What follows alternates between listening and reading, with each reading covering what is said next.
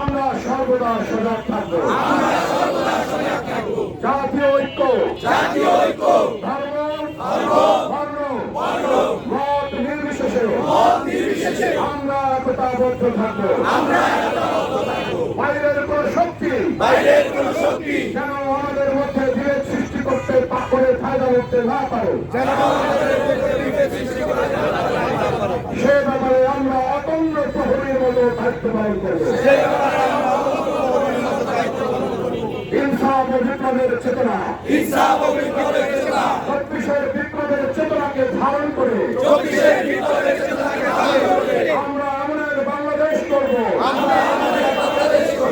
যেখানে বাইরের কোন প্রভুর নির্দেশ চলবে না, বরং এদেশের জনগণের ইচ্ছাই হবে শেষ কথা। শহীদের রক্ত বিভাগে দেব না।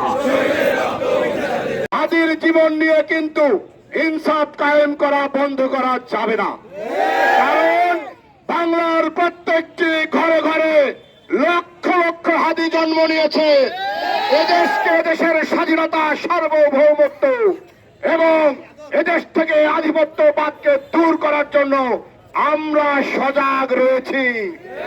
কোন ষড়যন্ত্র করে, কোন গুলি করে আমাদেরকে থামানো যাবে না। আমরা প্রস্তুত আগামীতে বাংলাদেশের বিরুদ্ধে সকল অপশক্তিকে রুখে দেওয়ার জন্য। আমরা প্রস্তুত তো? রহমানির রহিম, আমরা হাদির প্রতীকী লাশ নিয়ে যেই বিক্ষোভ মিছিলটি করলাম, তার তরফে উপস্থিত বিভিন্ন নেতৃবৃন্দ সহযোদ্ধা, মাদারীপুর জেলা যুব দলের পক্ষ থেকে তাদের রাত্রিম লাল গোলাপ শুভেচ্ছা। একটি কথা বলবো, এক হাদিকে গুলি করে মেরে ভারতের আধিপত্য কায়েম করা যাবে না। আমরা অনেক আগেই মরে গেছি, প্রয়োজনে আমরা আবার নতুন করে হাদি হব, তারপরে এই দেশ থেকে ভারতের আধিপত্য বিতাড়িত করব ইনশাআল্লাহ।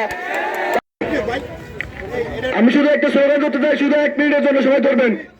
এই আমরা সবাই হাদি হব, গুলির মুখে কথা কব, আমরা সবাই হাদি হব, গুলির মুখে কথা কব।